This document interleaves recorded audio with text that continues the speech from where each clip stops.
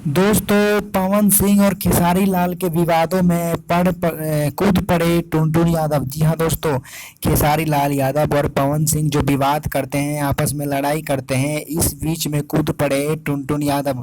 दोस्तों, टुनटुन यादव का कहना ये है कि दोनों आपस में लड़ाई किस लिए करते हैं, क्योंकि दोनों का अपना अपना पहुंच है, दोनों अपने आप में एक बड़े स्टार है।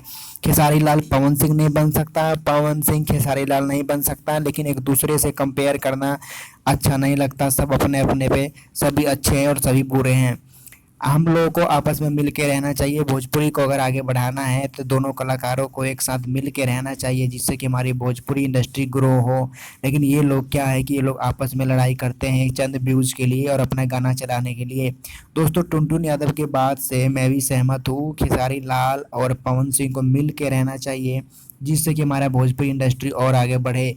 दोस्तों, वहीं पे बात करें खेसारी लाल यादव जी की, तो खेसारी लाल यादव जी भोजपुरी को बढ़ाने में बहुत बड़ा योगदान दे रहे हैं। थैंक